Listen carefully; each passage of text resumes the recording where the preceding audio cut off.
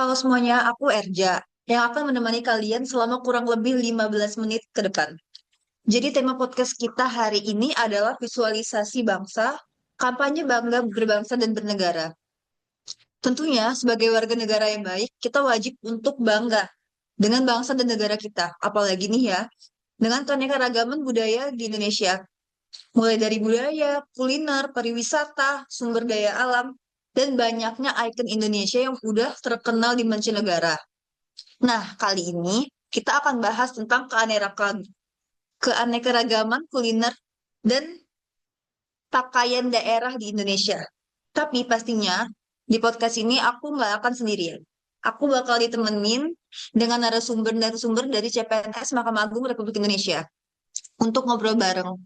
Nah, kali ini kita akan bahas tentang keanekaragaman kuliner khas Indonesia.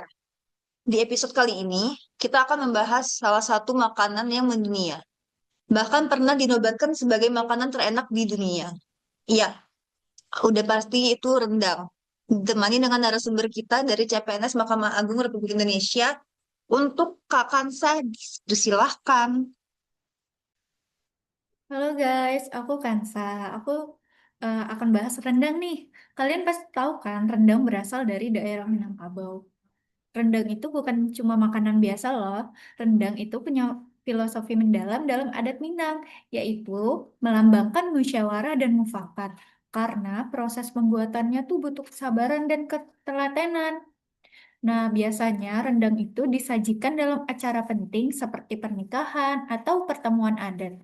Jadi, rendang itu bukan cuma soal rasa, tapi soal syarat nilai dan budaya. Wah, apa sih Kak yang bisa bikin rendang itu begitu istimewa? Is- Keistimewaan rendang ya, kalau menurutku sih bumbunya sih, karena rendang itu menggunakan bumbu rempah yang lengkap, kayak bawang merah, bawang putih, jahe, lengkuas, kunyit, dan pastinya santan kental.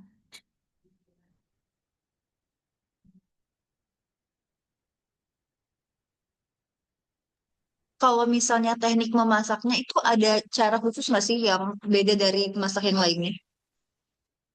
Kalau teknik khusus ya, rendang itu dimasak dengan api kecil, Kak. Jadi butuh waktu lama sampai bumbu dan santannya benar-benar meresap. Jadi proses ini tuh yang buat rendang jadi tahan lama berminggu-minggu tanpa pengawet.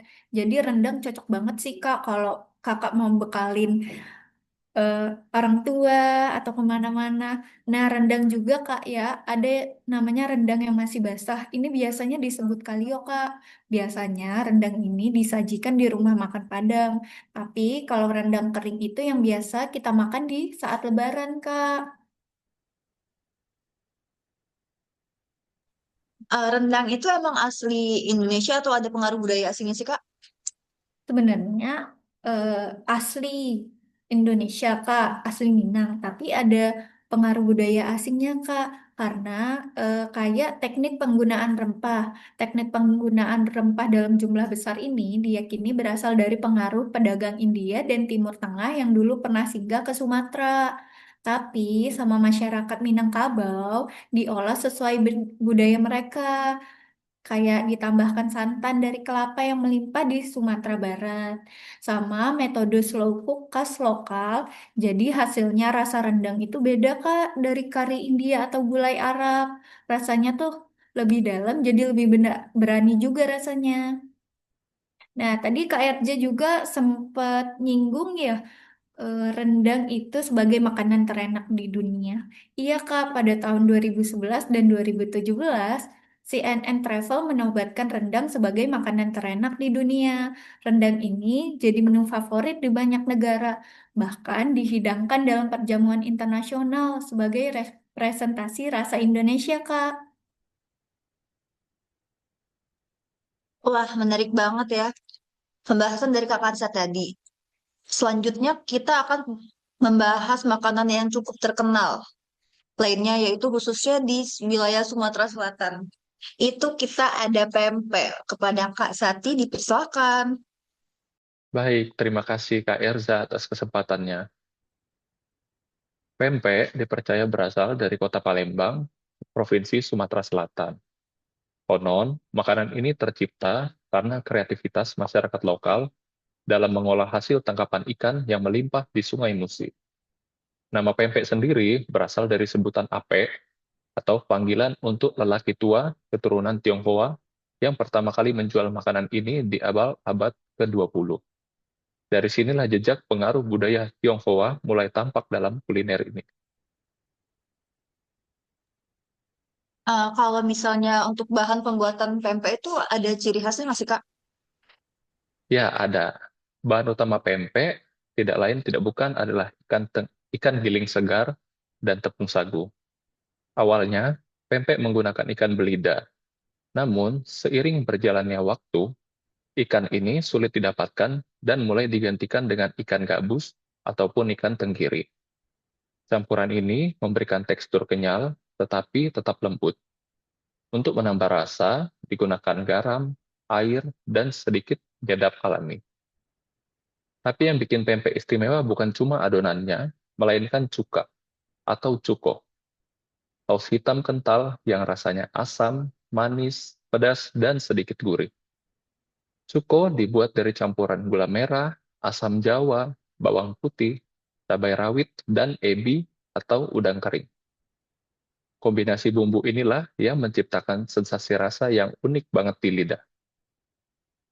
Pempek punya banyak jenis loh. Yang paling terkenal ialah pempek kapal selam, yaitu pempek yang berisi telur ayam utuh. Selain itu, ada juga pempek lenjer, adaan, kulit, pempek kecil-kecil yang disebut pempek keriting. Pempek umumnya direbus dahulu sampai matang, lalu digoreng sebelum disajikan. Tetapi ada juga yang langsung dimakan setelah direbus. Semua tergantung dari selera masing-masing. Teksturnya yang kenyal dan rasa ikan yang khas bikin pempek cocok jadi cemilan maupun makanan utama. Kini, pempek tak lagi hanya dapat ditemukan di Palembang. Hampir seluruh kota besar di Indonesia, bahkan luar negeri seperti Malaysia, Singapura, hingga Belanda, pempek bisa dijumpai. Banyak diaspora Indonesia yang menjadikan pempek sebagai identitas kuliner mereka. Dan karena kepraktisan dan daya tahan cuka yang dikemas ini, pempek menjadi salah satu oleh-oleh paling populer dari Sumatera Selatan. Wah, jadi banyak ya sebenarnya kuliner dari Indonesia yang udah mendunia. Nah, selanjutnya kita beralih ke pakaian daerah Indonesia. Kan kita tahu keanekaragaman ya. Salah satunya itu ada dari kain batik. Kain batik itu berasal dari Jawa deh. Coba kita dengar penjelasan langsung dari Kak Rizky. Halo, sebelumnya terima kasih Kak Elja atas kesempatannya kali ini. Sebelumnya, perkenalkan nama saya Rizky Ramdhani. Akan sedikit menceritakan batik sebagai salah satu warisan Indonesia yang sudah mendunia. Ini asal-usul batik itu berasal dari kata amba dan titik. Amba berarti menulis dan titik yang berarti titik. Jadi, secara harfiah, batik adalah seni melukis di titik-titik dan garis-garis pada kain. Tradisi membatik sudah ada sejak zaman kerajaan-kerajaan Jawa seperti Mataram, bahkan lebih awal. Awalnya, batik adalah kain khusus yang hanya dikenakan oleh kalangan keraton karena proses pembuatannya yang rumit dan penuh makna simbolik. Namun, seiring berjalannya waktu, batik menyebar ke kalangan rakyat dan daerah lain, berkembang dengan ciri khas masing-masing. Setiap motif batik bukan sekedar hiasan, ia membawa filosofi dan nilai-nilai hidup. Misalnya, motif parang rusak yang berasal dari Keraton Yogyakarta, melambangkan perjuangan tiada henti dan keberanian. Ada pula motif kaum berbentuk lingkaran seperti buah aren yang melambangkan kesucian dan keadilan. Biasanya digunakan oleh pejabat keraton. Di luar Jawa, batik juga berkembang seperti di Papua. Di sana motif batik menampilkan ukiran khas suku-suku lokal. Makanya batik tidak hanya indah, tapi juga menjadi media bercerita tentang alam, nilai sosial, dan identitas suatu daerah. Nah, Kak, ada nggak sih teknik khusus untuk pembuatan batik? Sebenarnya ada 3 teknik dalam membuat batik. Yang pertama itu batik tulis. Itu prosesnya paling klasik dan rumit. Dimulai dengan menggambar pola di atas kain, lalu malam atau lilin khusus diaplikasikan menggunakan canting, yaitu alat tradisional yang menyerupai pena kecil. Lalu dicelupkan ke dalam pewarna alami atau sintesis. Proses ini bisa diulang beberapa kali untuk menciptakan warna dan pola bertingkat. Lalu yang kedua, batik juga bisa dibuat menggunakan cap atau stempel tembaga untuk mempercepat proses. Dan yang terakhir, ini ada yang lebih cepat lagi dengan batik printing, tapi nilai seninya berbeda dengan batik tulis. Proses pewarnaan batik juga menarik, karena menggunakan pewarna alami dari tumbuhan seperti tinggi, indigo, atau mahoni. Nah, saat ini batik telah menjadi bagian dari gaya hidup, dipakai di kantor, sekolah, bahkan di ajang internasional. Batik bukan hanya pakaian, tapi simbol kebanggaan dan identitas nasional. Bahkan Indonesia merayakan Hari Batik Nasional setiap 2 Oktober sebagai pengakuan atas kekayaan budaya kita yang mendunia. Nah, yang menarik, kini banyak anak muda dan desainer muda yang mulai berinovasi, menggabungkan batik dengan fashion modern tanpa kehilangan nilai-nilai tradisinya.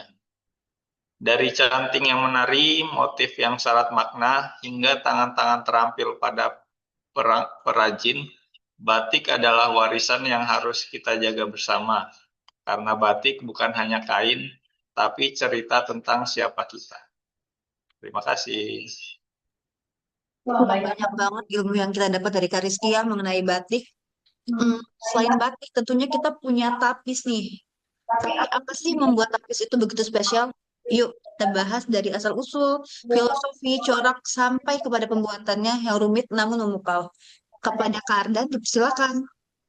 Oke, terima kasih Kak Erja untuk atas memberikan kesempatan pada saya untuk menjelaskan asal-usul tapis Lampung. Nah, untuk asal-usul tapis Lampung sendiri, tapis adalah kain tradisional khas Provinsi Lampung yang sudah ada sejak zaman kerajaan-kerajaan kuno di Sumatera Selatan, Sumatera bagian selatan. Kain ini merupakan hasil karya perempuan Lampung dan menjadi bagian penting dari identitas budaya mereka. Dulu, tapis dipakai hanya untuk acara adat, pernikahan, atau upacara penting. Karena itu, pemilik kain tapis biasanya berasal dari kalangan bangsawan atau keluarga terpandang. Kain ini jadi simbol status sosial dan penghormatan terhadap leluhur. Nah, kan banyak tuh ya corak-corak tapis yang berbeda-beda. Ada nggak sih Kak makna atau simbolik tertentu? Secara filosofis, corak dan makna simbolik kain tapis sendiri ialah tapis tidak hanya memanjakan mata, tapi juga menyampaikan pesan. Setiap motif atau corak tapis memiliki filosofi, misalnya motif perahu melambangkan perjalanan hidup dan keterbukaan budaya budaya Lampung terhadap dunia luar, karena masyarakat pesisir Lampung memang punya sejarah maritim yang kuat. Ada juga motif flora dan fauna, seperti gajah, burung, atau pohon hayat yang menunjukkan kedekatan masyarakat Lampung dengan alam dan siklus kehidupan. Motif-motif ini dijahit menggunakan benang emas atau perak yang bukan hanya memperindah tampilan, tapi juga mempresentasikan harapan dan akan kemakmuran, kejayaan, dan keagungan masyarakat Lampung. Mungkin itu aja penjelasan dari mengenai lapis. Erja, saya kembalikan kembali. Oke, kalau begitu melihat keragaman pakaian adat Indonesia emang sangat menarik ya.